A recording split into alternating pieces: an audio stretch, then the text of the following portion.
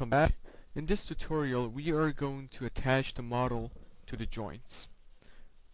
Okay, so here I have the model. I'm gonna hide the joints. I have put them on a separate layer. I'm gonna select all the models that we have. I'm gonna turn on the joints. I'm gonna shift select the joints. I'm gonna go to skin, and we are using smooth bind, which is fairly newer than rigid bind, and it is, in most cases, it's much better. Okay, so I'm gonna go to the options, click on the box right next to it, go to the options. I'm just gonna reset the settings, bind skin,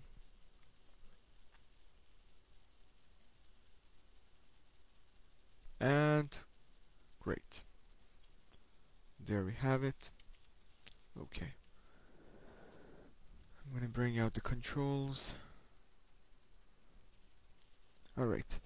Now, I'm going to fix only a few places, a few parts of this model, but in real life you're going to have to go on and do the whole model, obviously.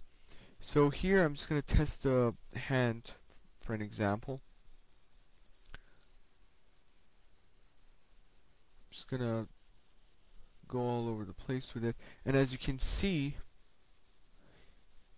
I'm not sure if you can see it well or not, but there is the hand, the joints of the arm is actually influencing not only the torso a bit too much, but also the head, which is a very big problem.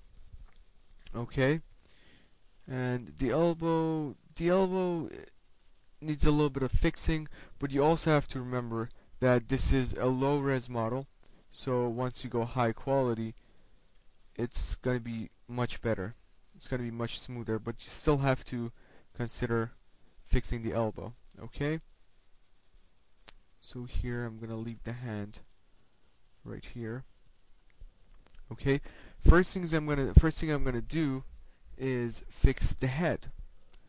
Okay, so I'm going to select the head, the model itself, and I'm going to go to Window, General Editors, Component Editor. Okay, I'm going to go to Smooth Skins. I'm going to go to the Vertices mode, and I'm going to take the joints joint selection off, and I'm going to select all the vertices of the head. Okay, now I didn't name the joints for the sake of this tutorial, but I know that joint 11 is the joint of the shoulder. Okay, the right shoulder. So I'm going to select all the vertices here for joint 11, and I'm going to set them 0. I'm not sure if I selected them correctly. So here, and I'm not holding shift down or anything, I'm just dragging on the numbers, and I'm gonna press 0, and there. Now there's absolutely no influence on this, so we could do it to make sure. We go to object mode. Okay, and as you can see, again, I'm not sure if you can see it in that quality, but the head, the vertices of the head are no more moving. Okay, so that's one way to do it, but the main way or style, which is the way you're going to be using most of the time, is through painting the weights onto the skin. Alright, and that's what I'm going to do here for the torso. As you can see, for the shoulder, is having a bit too much influence. Okay, so I'm going to select the torso, the skin itself, very important.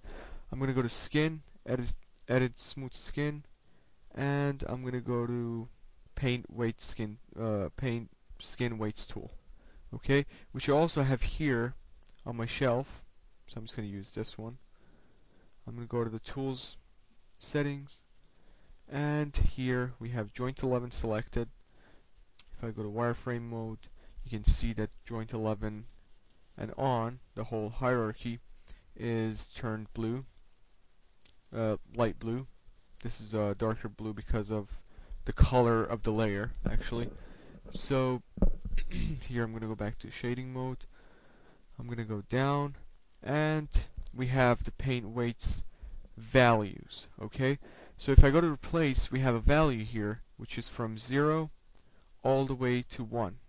Okay, and the more the value, the higher the value, the more influence there will be on that part of the skin, or on the vertices of that part of the skin, rather. Okay, so since I want very little influence, but I still want some influence,